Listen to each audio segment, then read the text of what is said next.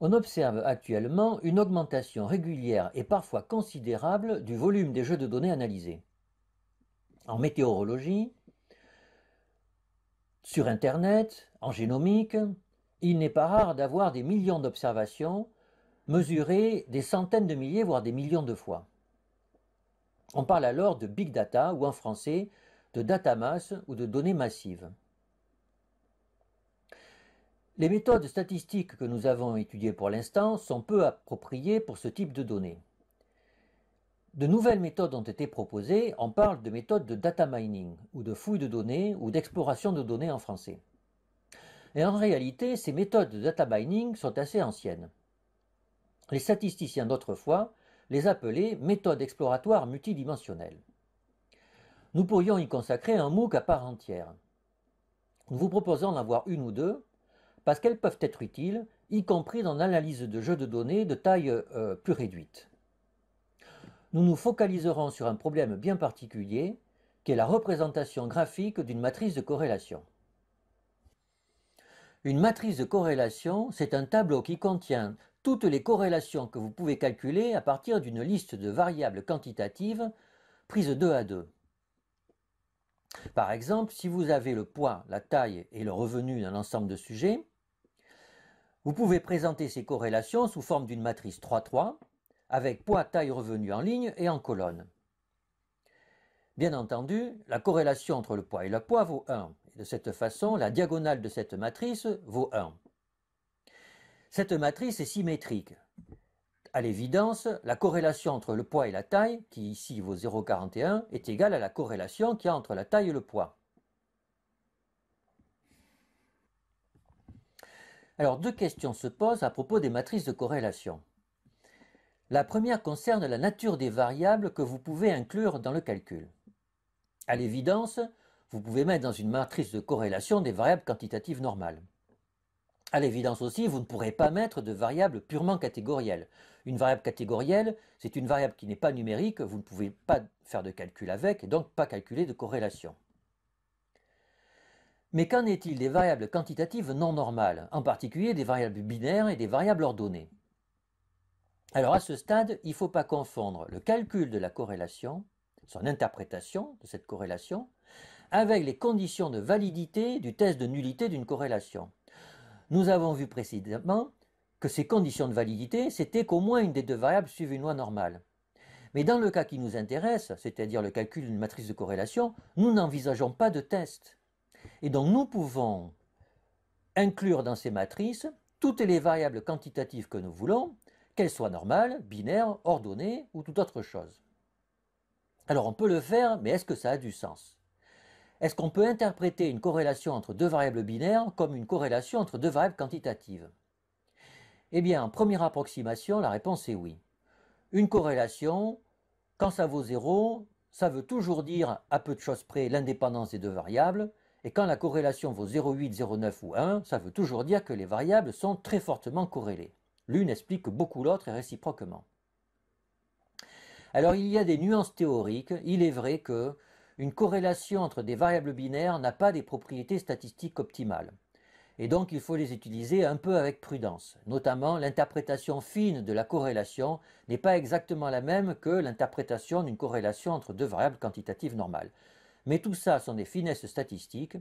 Quand vous voulez juste avoir globalement, à partir d'une matrice, toutes les relations qu'il y a entre toutes les variables quantitatives, qu'elles soient binaires, ordonnées ou quantitatives normales qui à votre disposition, vous pouvez calculer une matrice de corrélation. Un autre problème classique concernant les matrices de corrélation concerne la gestion des données manquantes. En effet, si vous calculez une matrice à partir de 10, 20 ou 30 variables, il y a fort à parier qu'il y aura une donnée manquante pour au moins une des variables. Alors comment gérer cette situation?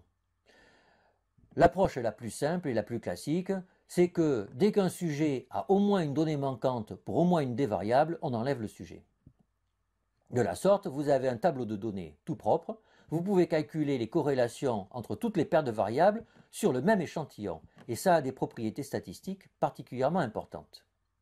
Ça a néanmoins un inconvénient de taille, c'est que si vous avez 30 variables et que chacune ont à peu près 10% de données manquantes, eh bien il est tout à fait possible qu'aucun des sujets n'ait aucune donnée manquante. Et dans ce cas-là, vous ne pouvez pas calculer de corrélation. Alors, il existe une solution alternative, moins rigoureuse statistiquement. C'est de considérer que quand vous calculez la corrélation entre la variable A et la variable B, vous n'enlevez que les sujets qui ont des données manquantes pour A ou pour B. Si le sujet a des données manquantes pour la variable C, D, E ou F, peu importe, puisque vous vous intéressez à la corrélation entre A et B. Alors là, il y a un avantage immédiat, c'est que vous avez beaucoup plus de sujets pour calculer les corrélations. Il y a un inconvénient, c'est que le nombre de sujets pour calculer la corrélation entre A et B ne sera pas forcément le même nombre de sujets que pour calculer la corrélation entre C et D. Et ça induit des propriétés algébriques qui ne sont pas terribles pour votre matrice de corrélation. Donc vous aurez à choisir l'un cas ou l'autre en fonction de votre jeu de données et du nombre de données manquantes. Avec R, vous avez, avec la fonction core, deux options possibles. Use égale complete.ops quand vous enlevez tous les sujets qui ont au moins une donnée manquante. Et puis l'autre option, plus laxiste, qui est use égale pairwise.complete.ops. Mais nous reverrons ça plus tard. Alors, voyons maintenant en pratique comment faire pour calculer une matrice de corrélation avec R. Nous utilisons comme d'habitude l'étude santé mentale en prison. Dans un premier temps, nous sélectionnons les variables à inclure dans la matrice de corrélation, variables qui doivent être, comme nous l'avons vu, quantitatives, binaires ou ordonnées. Nous stockons ces variables dans un vecteur que nous appelons var, et ensuite nous appelons la fonction core.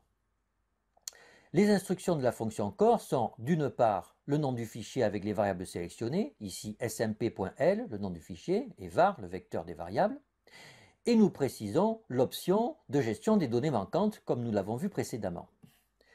Ici, nous utilisons en plus la fonction round qui nous permet d'arrondir les corrélations que nous allons obtenir. Voilà le résultat. Nous avons comme prévu une matrice symétrique avec des 1 sur la diagonale. Nous voyons ici qu'il y a une corrélation entre l'âge et le nombre d'enfants qui vaut 0,44 et une corrélation entre l'âge et l'évitement du danger qui vaut moins 0,04. Au-delà de ça, il faut bien reconnaître qu'il y a tellement de valeurs numériques qu'il est un peu difficile d'avoir une vision globale de toutes ces corrélations. Il existe des méthodes graphiques qui permettent d'y voir un peu plus clair. Une de ces méthodes graphiques est proposée par la fonction coreplot de la librairie coreplot. Nous obtenons ainsi un schéma où chaque corrélation de la matrice de corrélation est représentée par un cercle, un disque, dont la couleur et la taille est directement liée à la corrélation représentée. Nous avons à droite les couleurs correspondant à chaque corrélation, et nous voyons de la sorte que pour l'ensemble de ces 8 variables, les corrélations les plus saillantes sont entre l'âge et le nombre d'enfants, entre le diagnostic de schizophrénie, de dépression et le score de gravité, et entre la variable évitement du danger et le diagnostic de dépression et le score de gravité. Alors bien sûr, tout cela est assez approximatif, mais ça donne un panorama global sur les corrélations saillantes au sein de notre liste de variables. Il existe d'autres techniques de ce type, certaines sont plus sophistiquées et nous les verrons dans les cours suivants. Pour finir, je vous propose maintenant de refaire par vous-même les quelques calculs que nous avons faits pendant cette séance.